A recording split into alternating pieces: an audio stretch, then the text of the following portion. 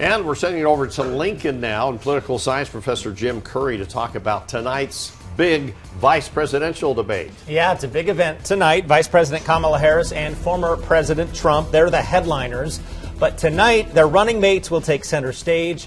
It's the first and only debate between Governor Tim Walz and Senator J.D. Vance. It airs tonight at 7 on CBS.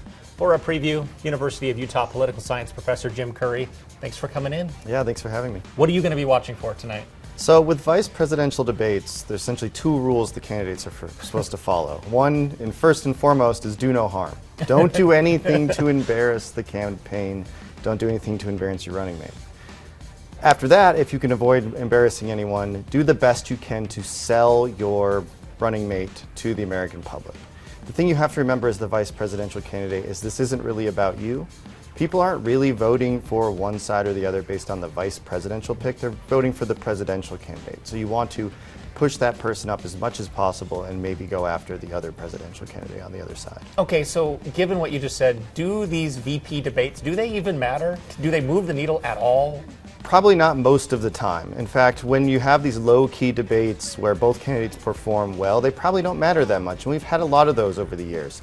You think about the Joe Biden-Paul Ryan debates in 2012, or the Cheney-Lieberman debates in 2000. And we don't remember anything about them because both candidates did a good job. Right. But we remember when someone embarrasses themselves and embarrasses the ticket. This is Sarah Palin in 2008.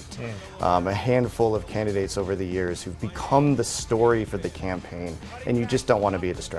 Let's talk about each one individually. Tim Walz, is there anything specific that he needs to do tonight?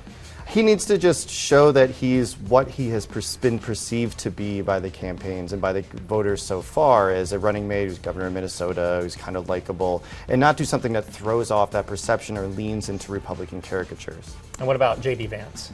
Kind of the same thing, right? Vance needs to show he can be disciplined, that he can avoid the messaging miscues that he's had in the past that people have latched onto. Just don't do anything really dumb. Both Vance and Walz have, based on everything I've seen, they appear to be, or they perceive to be, better speakers and better interview subjects than the main contenders here.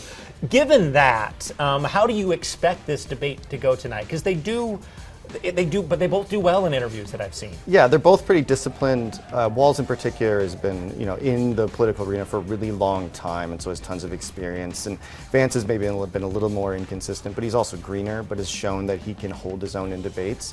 I think what you'll see are two really disciplined candidates who are good at staying on message, who are willing to hit hard, but aren't going to get rattled, aren't going to go way off script unless something goes terribly wrong. Let's ask about some of the criticisms and the questions that these two guys have faced. Vance has raised eyebrows for comments on having children versus not having children.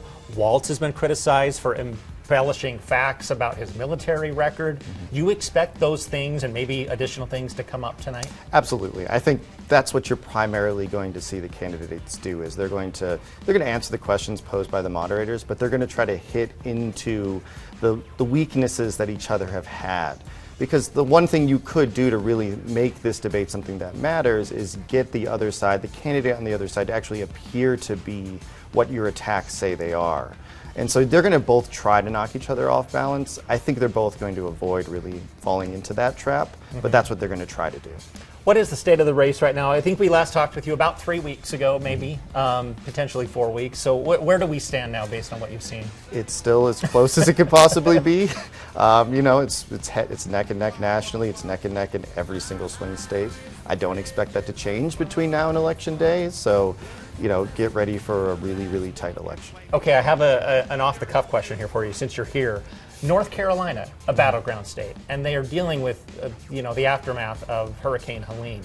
How does that impact things going forward? Because it's got to be, just sort of chaos for people there. Yeah, it's chaos for people there. It can disrupt voting depending on how long the disruptions take place in Western North Carolina. It can also potentially impact the results. If in a really tight race, if voters in Western North Carolina don't feel like the Biden administration has been responsive enough, they could potentially drag down Harris. On the other hand, if they feel like the Trump campaign is politicizing the disaster in North Carolina, that could backfire for him too. So when it's that close, something like this could make the difference. Okay. You'll be watching tonight, though? Absolutely. Okay, absolutely. That is the take we have from over here. We'll send it back over to you guys.